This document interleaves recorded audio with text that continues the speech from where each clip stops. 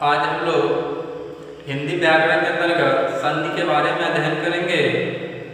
तो ये संधि के बारे में जानते हैं, संधि कहते किसे या संधि की परिभाषा जो हम यहाँ पे लिखे हुए हैं कि संधि। यहाँ पे हमने संधि की परिभाषा लिखे हुए हैं कि दो वर्णों के मेल से उत्पन्न विकार को संधि कहते हैं। विकार का मतलब परिवर्तन, विकार मतलब परिवर्तन, उत्पन्न विकार को ही संधि कहते हैं।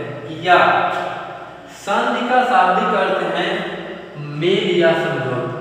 संधि का शाब्दिक अर्थ है मेल या समझौता। जब दो वर्णों का मिलन अत्यंत निकटता के कारण होता है तब उनमें कोई न कोई परिवर्तन होता है और वही परिवर्तन संधि के नाम से जाना जाता है। मतलब कि दोनों में कई बात साफ साफ स्पष्ट किया गया है कि दो वर्णों के मेल से जब दो वर्ण जुड़ते हैं तो उनके मेल से एक विकार मतलब एक परिवर्तन होता है, उन्हें संधि कहते हैं। जैसे एग्जाम्पल में हम सब लिख रहे हैं हिमालय, तो हिमालय दो शब्दों से मिलकर बना है, हिम प्लस आलय।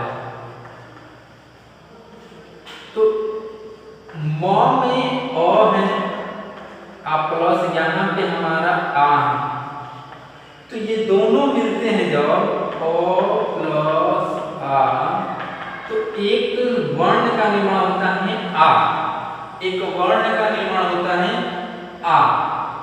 तो इसमें वही बात है कि वर्णों के मेल से मतलब कि अ और अ ये दोनों वर्ण जुटे हैं तो हिम, ये हो गया हिम और ये हो गया आलय। हिम का मतलब यहाँ पे घर, वर्ग हो जाएगा, आलय का मतलब घर यानी वर्ग का घर।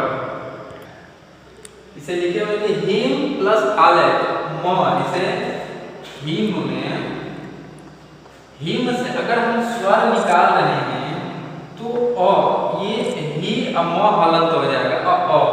अगर हम आलय से सिर्फ अ हटाते हैं तो यह शब्द बन जाएगा ल।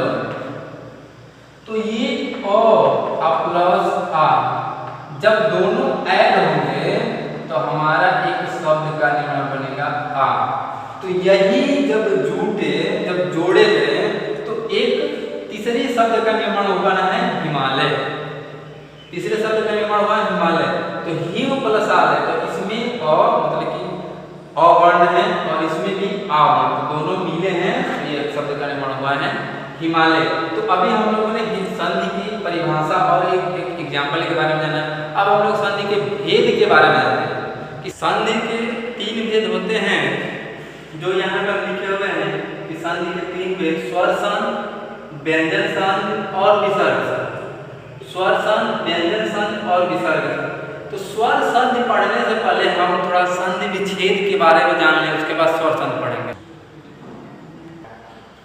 आइए संधि विच्छेद के बारे में जानते हैं कि परिभाषा लिखे हुए हैं कि संधि के नियमों के अनुसार यदि मिले हुए वर्णों को फिर से अलग अलग कर दें तो उसे संधि विच्छेद कहते हैं। जैसे हम संधि में हम लोग पढ़े हैं, हम लोग संधि में शब्द बताए थे हिमालय, उसी तरह यह हिमालय एक शब्द है, लेकिन जब इसको अलग कर दें, हम अलग कर देंगे, उसे विच्छेद करते हैं। वही प्रक्रिया यहाँ पे समान है। हम एग्जाम्पल लिखेंगे सूर्योदय, तो यह पूर्ण रूप से एक शब्द है, लेकिन इसे हम अलग जब करेंगे तो यह हो जाएगा सूर्य प्लस उदय।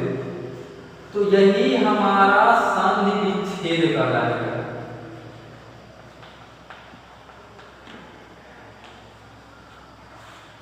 या हम और शब्द ले लें विद्यालय,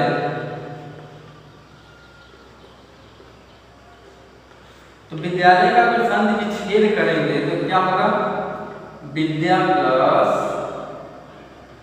आलय। तो यह क्रिया क्या हो गया, विच्छेद हो गया। मतलब कि हमने उस शब्द को दो भागों मतलब अलग अलग कर दिया, उस क्रिया को हम विच्छेद करते हैं। अब हम लोग स्वर संधि के बारे में अध्ययन करते हैं। आइए हम लोग स्वर संधि के बारे में अध्ययन करते हैं कि स्वर संधि की परिभाषा हम लिखे हुए हैं यहाँ पे कि स्वर वर्ण के साथ स्वर वर्ण के मेल से जो विकार उत्पन्न होता है उसे स्वर संधि कहते हैं। या हम इसे ये भी कहते हैं कि जब समान वर्ण के साथ मिलते हैं और जब उनमें परिवर्तन होता है उसे हम स्वर संधि कहते हैं, या स्वर्ण, समान वर्ण या स्वर्ण। तो वही कर रहे हैं कि स्वर वर्ण और स्वर वर्ण मतलब कि दोनों मिलेंगे तो स्वर ही मिलेंगे, न कि स्वर और व्यंजन। या दूसरी परिभाषा दे रहे हैं यहाँ पे कि जब परस्पर मिलने वाले दो शब्दों में से पहले शब्द के अंत में तथा दूसरे शब्द के प्रारंभ में स्वर होता है तब वहाँ स्वर संधि होता है।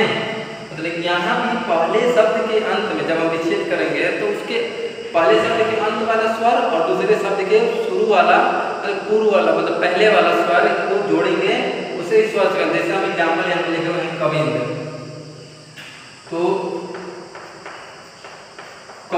जैसे हम यहाँ पे लिखे हुए हैं कविंद, कवि प्लस इंद, तो इसमें भी छोटी ई की मात्रा है, ई प्लस ई।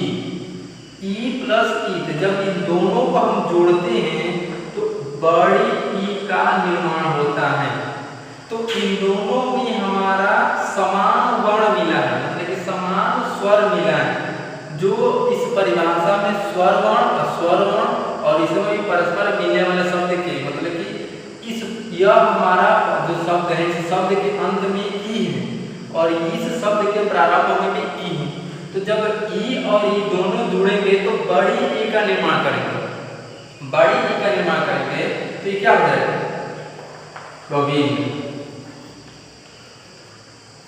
उसी तरह ये शब्द है परमात्मा, तो इसको हम संधि करेंगे तो परम प्लस आत्मा, परम प्लस आत्मा। तो इसमें हमारा क्या है अ स्वर है और यहाँ पे आ स्वर है। तो जब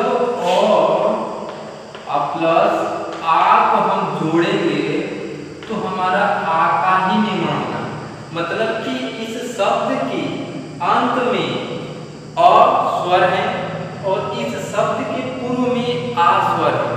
जो परिभाषा में यही बताया है कि शब्द के अंत में तथा दूसरे शब्द के प्रारंभ में, तो पहले शब्द के अंत में अ है और दूसरे शब्द के प्रारंभ में, कहने का मतलब है कि स्वर ही है या समान वर्ण ही है जो इन दोनों को जोड़ रहे हैं तो आ का निर्माण कर रहा है। मतलब कि यह शब्द बन जाएगा परमात्मा। तो स्वर संधि होता क्या है कि समान मतलब कि समान स्वर जब पहले शब्द के अंत में हो और दूसरे शब्द के पहले हो, जब दोनों को हम जोड़ेंगे और उससे जो विकार है परिवर्तन होगा या उससे शब्द बनेंगे उसे हम स्वर संधि कहते हैं। अब हम लोग स्वर संधि के भेद के बारे में अध्ययन करेंगे। जो स्वर संधि के 5 भेद होते हैं जो अभी अब हम लोग स्वर संधि के भेद के बारे में अध्ययन करेंगे। जो स्वर संधि के 5 भेद होते हैं, स्वर संधि के 5 भेद होते हैं। जो पहला है दीर्घ स्वर संधि, गुण संधि, वृद्धि संधि, यौन संधि और अयाद संधि। स्वर संधि के कितने भेद होते हैं 5, जो यहाँ पे हम इस क्रम में लिखे हुए हैं, दीर्घ संधि, गुण संधि, वृद्धि संधि, यौन संधि और अयाद संधि। तो अब हम इस दीर्घ संधि के बारे में अध्ययन करेंगे नेक्स्ट।